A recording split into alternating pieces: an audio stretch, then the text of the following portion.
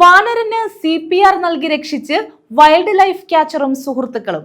പുനലൂർ തെങ്കാശി റോഡിലാണ് സംഭവം.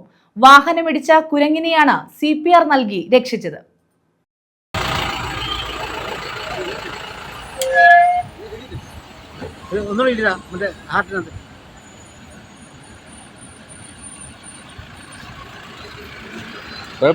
പുനലൂർ തെങ്കാശി റോഡിലാണ് വാനരനെ വാഹനം തട്ടിയ നിലയിൽ കണ്ടെത്തിയത്.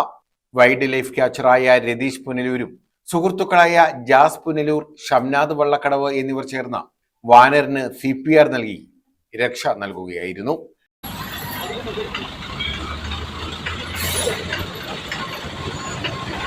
CPR നൽകി വാനരനെ രക്ഷപ്പെടുത്തിയ ശേഷം വനംവകുപ്പ് ഉദ്യോഗസ്ഥർക്ക് കൈമാറി.